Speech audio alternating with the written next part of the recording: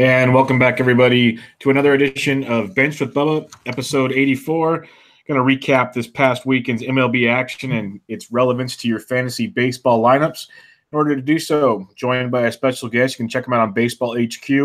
He's on Twitter at Brant Chesser. Brant, how we doing, man? Pretty well. How about you?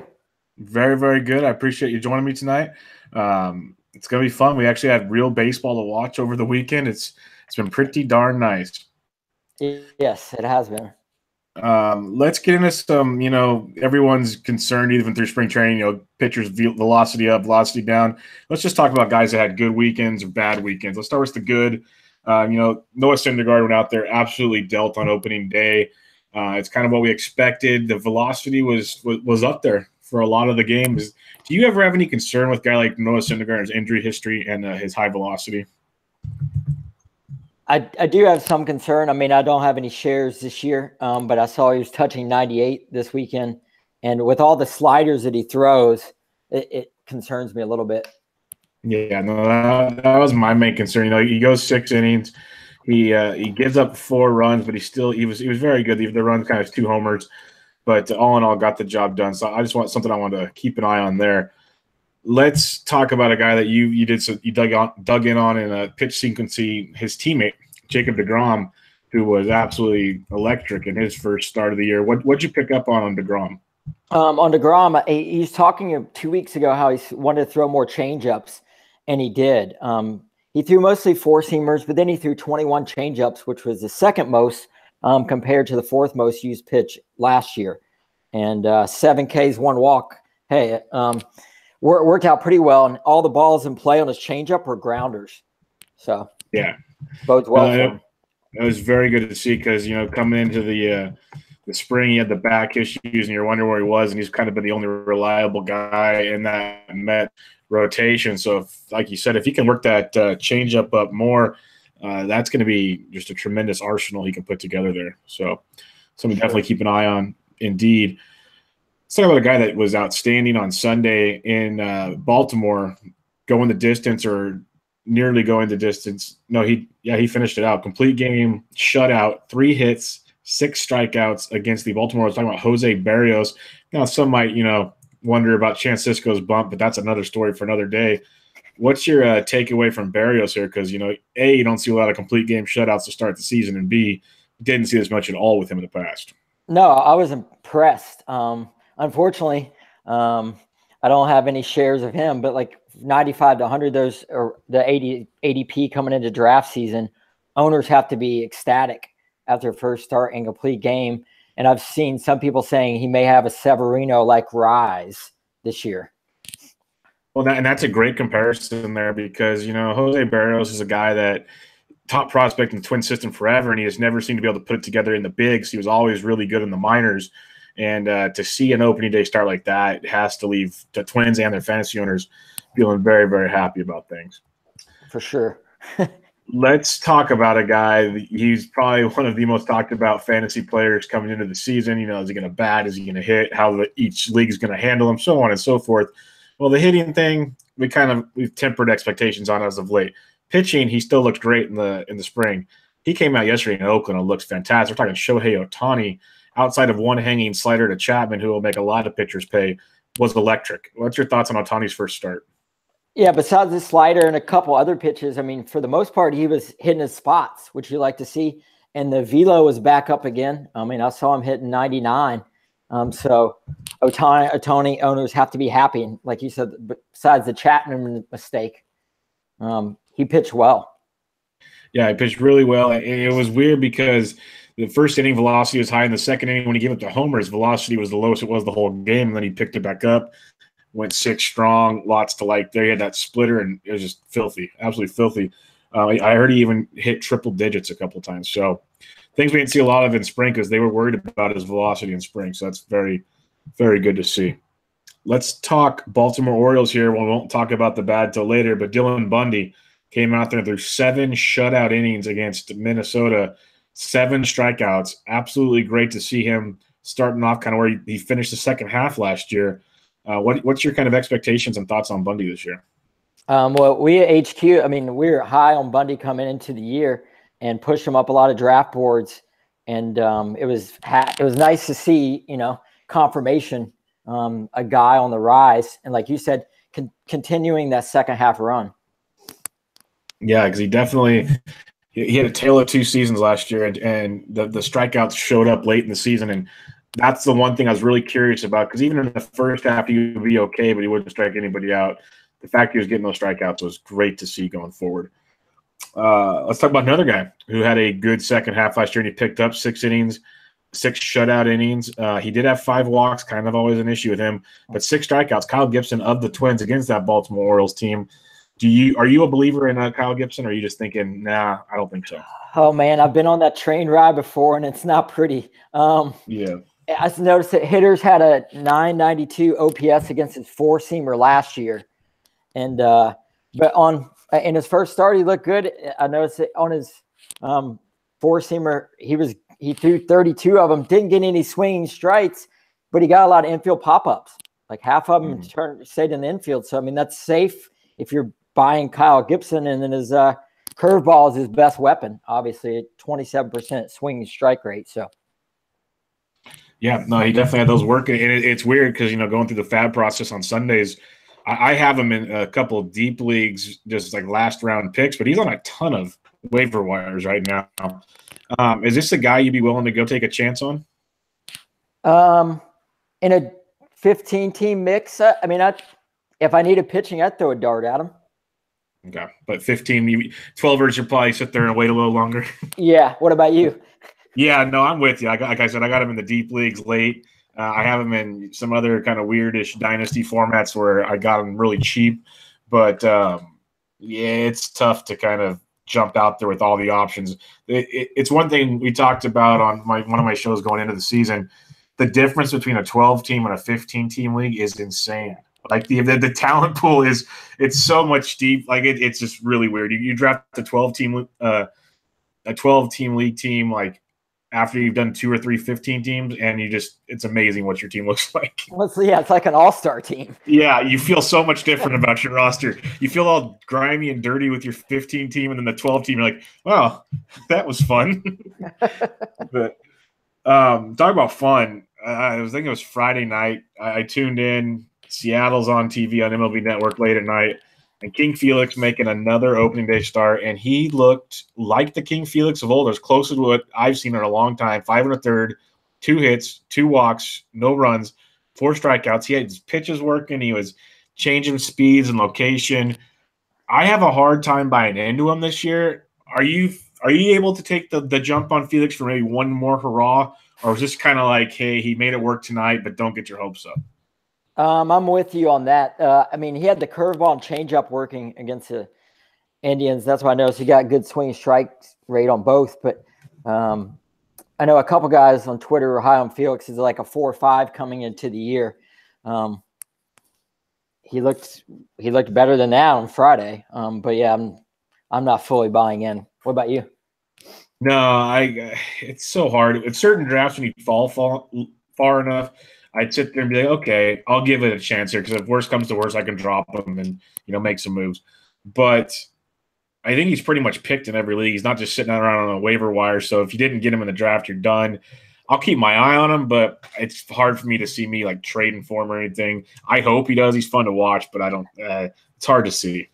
Yeah, it's good to see him his old self again. So. Yeah, because that game, it brought you got Ichiro starting, you got Felix throwing great. It was the Mariners circa 2010 or something out there. Let's talk Jake Odorizzi, one of the big pieces the Twins picked up. 2 Twins pitchers on the good list. This is crazy. Picked him up from the Rays. How times have changed. Picked him up from the Rays, and if you follow Jason Collette, which I'm pretty sure you do, and most people on the listen to the show do. He's a big pitching guru, and he's a big Rays guru. And he kept mentioning in Odorizzi's first start, where he went 6 shutout innings, 7 strikeouts, which for Odorizzi is insane. And one of the big reasons is he developed a curveball and used it a lot. That changed my mind. I picked him up in FAB this week in one of the leagues. What's your thoughts on Odorizzi this year? I like him. Like you, I worry about those walks in the second half of last year. And if he can keep those walks down, I'm all over him, right? That first pitch strike rate dipped a bit. If he could get back to to where he was before, like just under 3 walks a 9 instead of like 3.5. I mean, the second half was closer to 5, I think 4.8. So yeah, with the walks, I'm all in. And Minnesota, that division we talk about all off season. I like most of the lineups they're going to face in the AL Central. Yeah, that's why I had my eye on Odorizzi. I didn't really pick him up anywhere because when I draft my pitchers, I like the K upside. And Odorizzi never really brought the K upside to the table. He's more of a contact guy, kind of. To me, a little more K upside than like Lance Lane. So they're very similar, now they're teammates, of course. But you know, you mentioned the ballparks he pitches in, the lineups he faces; those are all ideal. And seeing what he did there in a very tough ballpark in Camden Yards was outstanding. So definitely keeping an eye on that. And like I said, grab them once. Let's see if we can do it again. Let's talk about some rough pitching on weekend. And again, we're not going to hit on everybody on the good and the bad. There's tons of that. But let's talk about some standouts. The guy that was going around top of my head, 100th overall, 100 to 120 or so in most drafts. Luis Castillo, young flamethrower for the Reds. Great season last year, as everybody knows. He struggled, giving up 6 runs in 5 innings, 2 homers. Did strike out 6, which was great to see. I'm just going to say, hey, it was a rough start. He faced the Nationals in a tough ballpark. What's your thoughts on Castillo? The same. The first, he was pounding the zone, like you said, led to 6 strikeouts. Velocity was down just a tick, about 96 overall, but that doesn't concern me. He was still getting ground balls and still getting swinging strikes. I'm all in on him. I think you just, face a tough matchup. When you're, you mentioned velocity down, it's going to be a theme with a lot of these guys coming up here. How does like the dip in velocity affect your fantasy outlook on these guys? Well, Mike Potter-Poser of Fangraphs was talking about today, and just it doesn't make me jump at or drop right away, but it does. You want to monitor it more within the first month. Like, okay, is he going to work out, and is he having problems because of velocity? And a guy like Zach Greinke, that's what I was watching on Saturday. So I was happy when he was hitting 90, 91 and hitting different spots of the zone, especially with his slider. Yeah, and Greinke's one of those guys. Even last year, we got worried coming into the season, and he figures it out. Some of these guys, they can make it work by just locating, like you said with Greinke. There's other guys that kind of could concern you a bit. Let's talk Yu Darvish. The Cubs had some big boys. We're going to talk about a couple of them have rough weekends in Miami, of all places.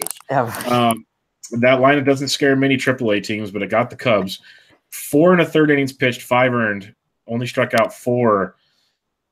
What do you think of Darvish's opening weekend? A little cautious for what they paid him, and like you said, Miami of all places. I just didn't expect him. We'll talk about one later, but him and Quintana together, you expect like both those guys to. I guess it was naive of me, but to pick up easy wins, right? No, I played him in DFS thinking, okay, they're worth the price. Like, yeah, they're going to rack up strikeouts, pick up a W. We're going to move on. Yeah. But it did not happen. Let's talk about a guy that got beat up, a little home run derby in Kansas City on opening day. Matt Davidson hit 3, Tim Anderson hit 2. They're not all off of Duffy. Duffy only hit 3 of these. But 5 earned and 4 innings pitched. Basically, the second time through the lineup, they jumped all over him. What's your thoughts on Duffy? Because I didn't take any shares of him this year. I was kind of concerned. I'm like you. I didn't take any. And then after what we saw on opening day, the velocity down like some of the others we talked about down to 91 and more fly balls, even in a favorable park, that doesn't play well. Yeah, it doesn't play well at all. And it's one of those things, if he gives up a few runs, the offense isn't really going to be there with the Royals either to help him out. So not a good combo. We talked about Dylan Bundy pitching very well in his first start. Let's talk about the other side of this, Mr. Kevin Gausman. And we talked about guys having great second halves and carrying them over. Well, not Kevin Gausman. 4 innings, 6 earned. He did strike out 5, which is nice, but he had 3 home runs to a Twins team, which, they're not a bad offense by any means. It's Camden Yards. But it's like, this is Kevin Gausman. Like, here we go again. The first half is rocky. Are we going to get a good second half? What are you going to do with Gausman? Because every year, you said with Gibson, same story, and you bought into it a few times. It's a rocky ride. I do it with Gausman every year. Is it going to even out, or what are your thoughts on him? Oh, that's the narrative is first half, second half, like you said, right? And everybody over and over again. And whether it's luck based or not, he does have a 5.06 career first half ERA. And I think his second half ERA is about a run and a half lower. I don't know if it takes him a while to warm up, but I was happy to see the K's were there, but the home runs in that park scare me. And then if, I don't know, team context too, if the Orioles get too far behind, are they going to trade away some offense, especially Machado? And that's a great point right there is, people are thinking of the now what you have to do when you're playing fantasy. But a team like the Orioles, a rough month or two, next thing you know, Machado could be gone. They could be trading, Britton and Brock. There's a lot of pieces that could be Gausman looks even worse for wear. So very good point there. Here's a guy I'm just taking it as a rough night, but John Gray, 4 innings pitched, 6 hits, 3 earned, struck out 4 in Arizona. The humidor was quite the joke over the weekend as a whole. I don't know if it was turned on or what was going on, but the ball was still flying out of Arizona. And John Gray was one of the casualties. Didn't give up any homers, but did get hit around pretty hard. What are your thoughts on Gray? Because this guy looks pretty darn good overall. I like him coming into the year, and I was disappointed the humidor didn't have a bigger effect too, because he gets ground balls, especially in Coors Field. I mean, they were in Arizona, but even at home, Gray makes the pitches to get ground balls. So I like him. I don't necessarily think he's going to jump to ace, but I think he can be a solid 3. And that's the way I look at it. That's a great point, a solid 3, because where he was getting drafted, you got him as your 3, and he's like a solid 3 with upside. He's one of the few guys that has proven so far he can pitch in Colorado. That's why I was kind of surprised by this start in Arizona, but maybe it's just a hiccup to start the season, hopefully, because I do have a few shares of him rolling around. Let's hope so. Another guy that had this was a surprise.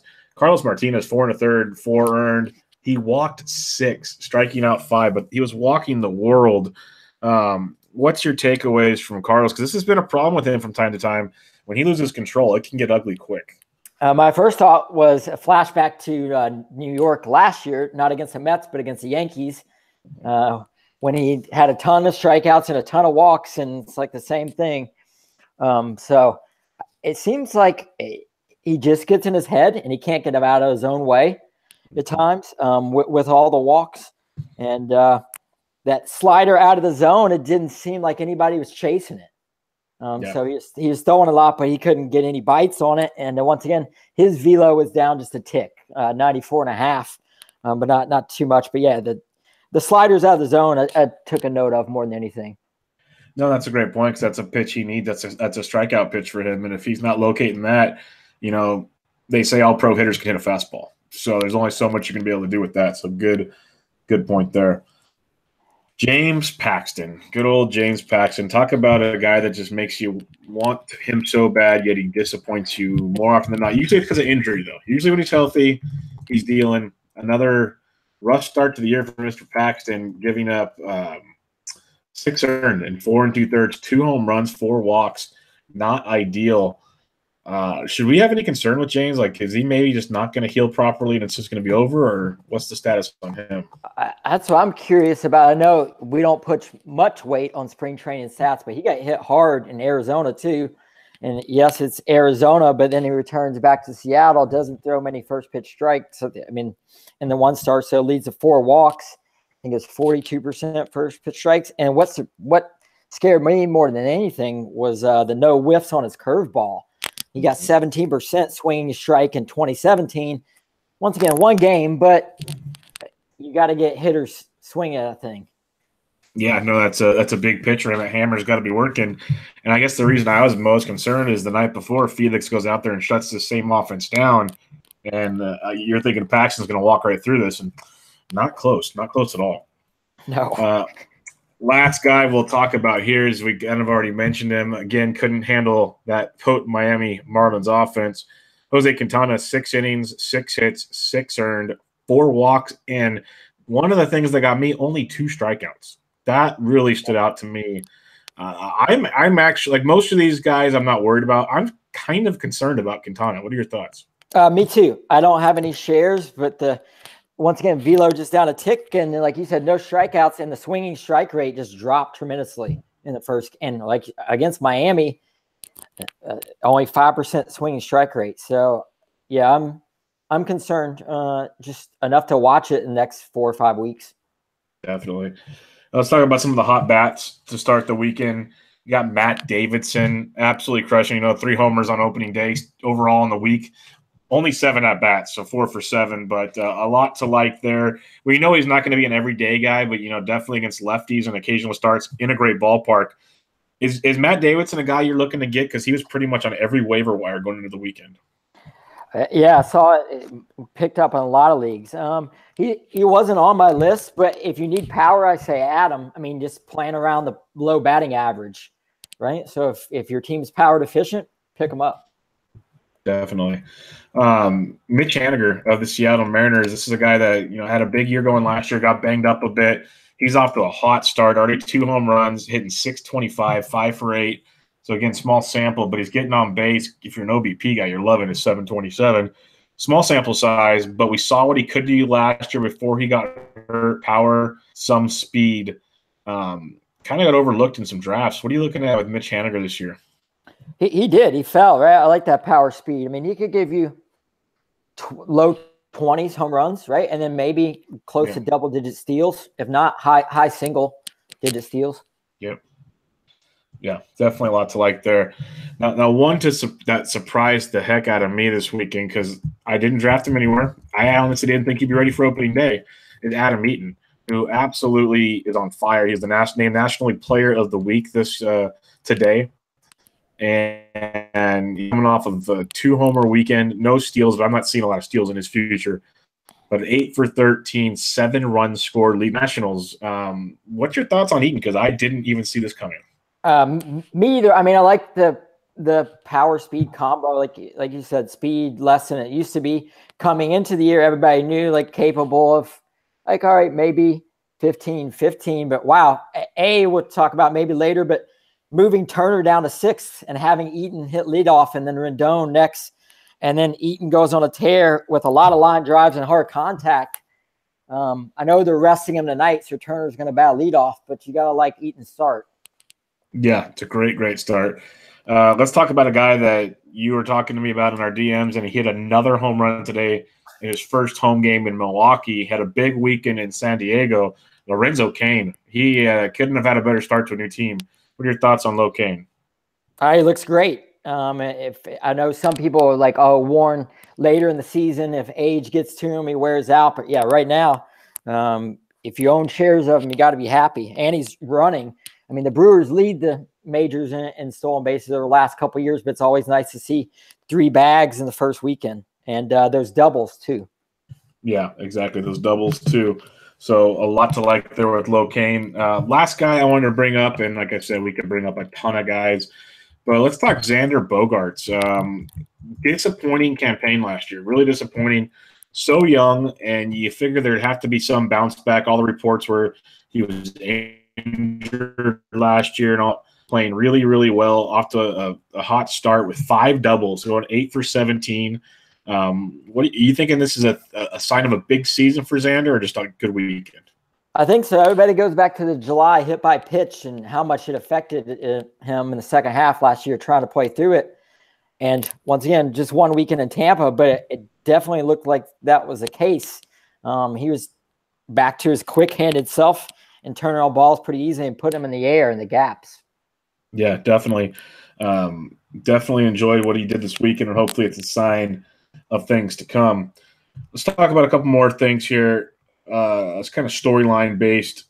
Over the weekend, we saw a bunch of interesting lineups come out that, we might not have put into play when we were planning our teams. And one that stood out to me, we'll get to some base stealer guys here, but just a quick thoughts on these. Chris Davis leading off for the Baltimore Orioles. Maybe in an OBP league, this is an even bigger impact, but what does him leading off give you any more reason to take a chance on him, or are you just like, it's still Chris Davis and I don't want to deal with it? Everything has a price, right? If you're an OBP league, yeah. I mean, so it may help you out.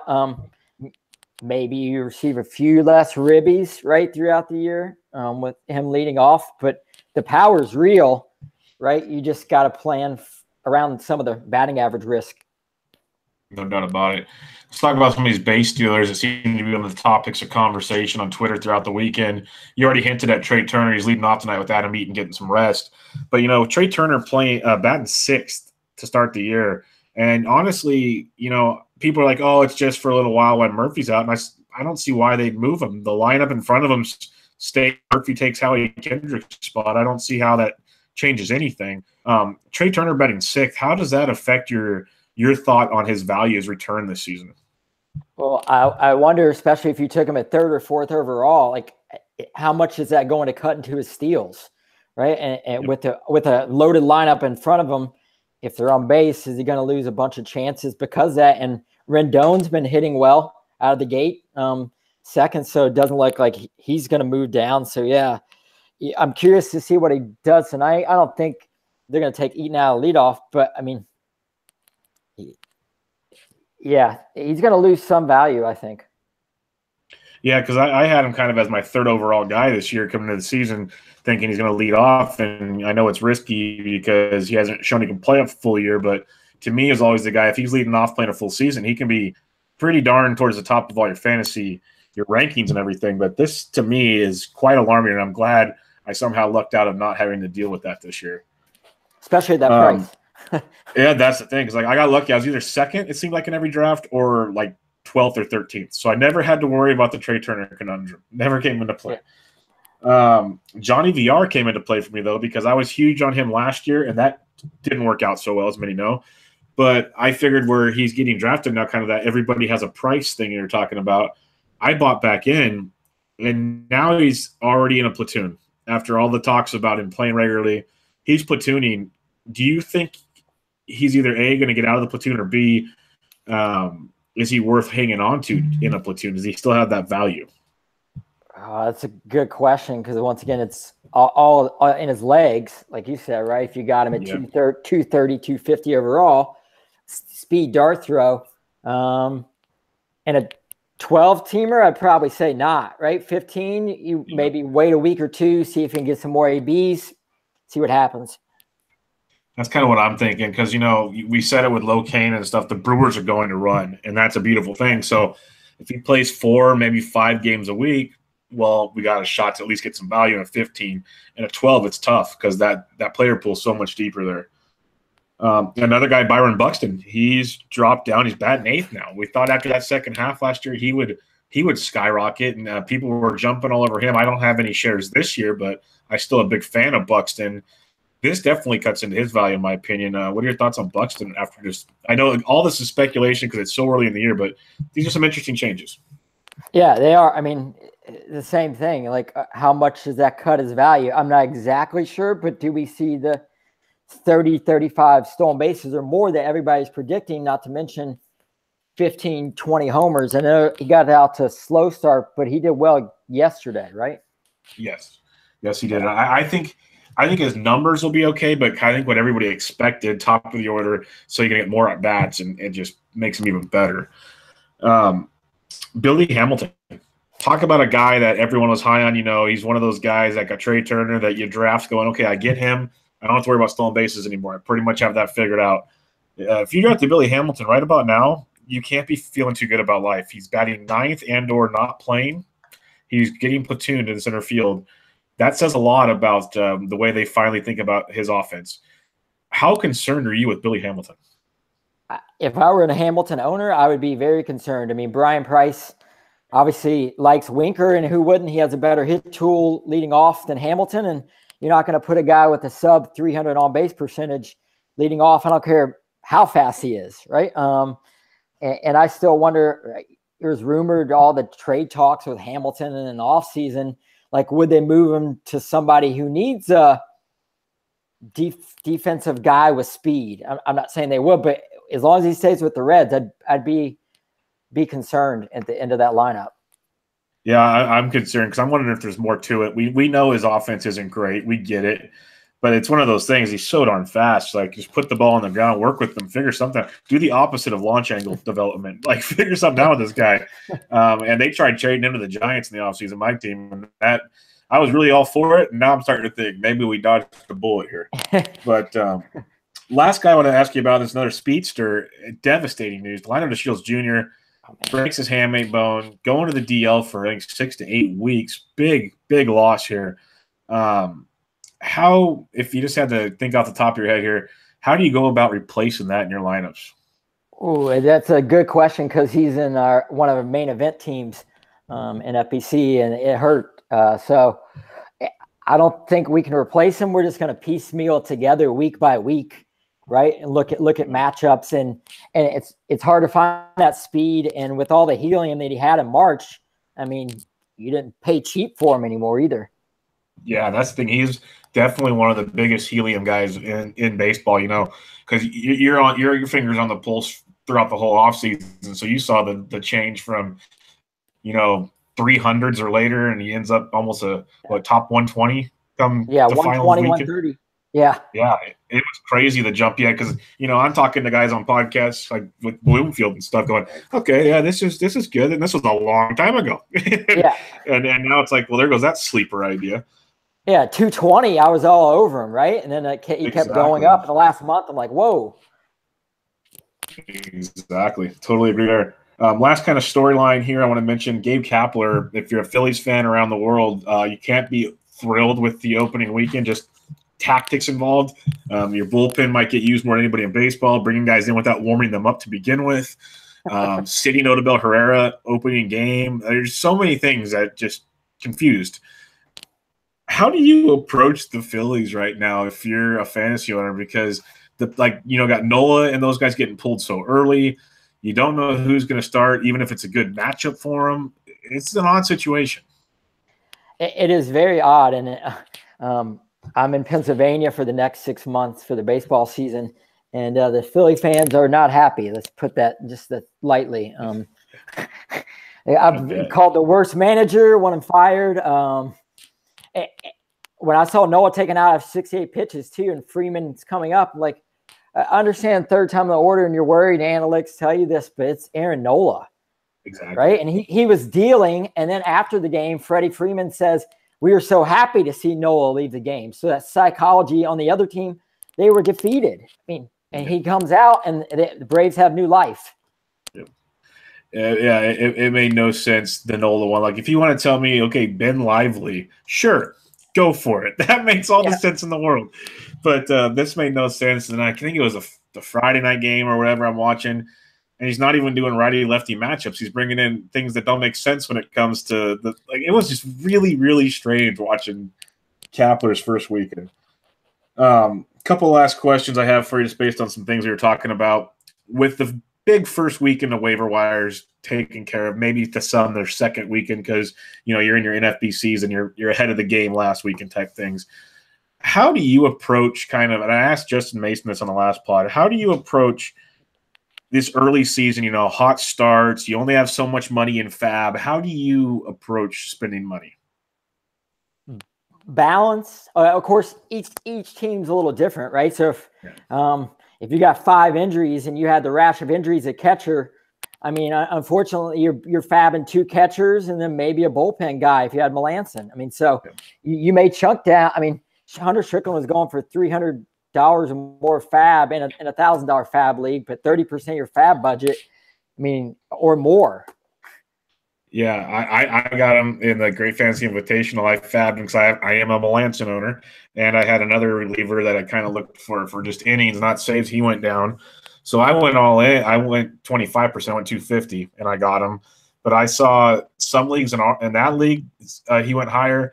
I was listening to the RotoWire podcast today, and I think it was Jeff Erickson saying he went from 750-ish in an NFBC main event league. Wow. I was like, okay, wow. That made me feel a lot better about my 250 because I felt bad going for that. But I'm like, I need this badly right now. Like, I need this. 750, I wouldn't have been able to sleep. No. Because you're so hamstrung now for the rest of the year. At least I saw 75% of my budget. I can finagle things. Like, crazy.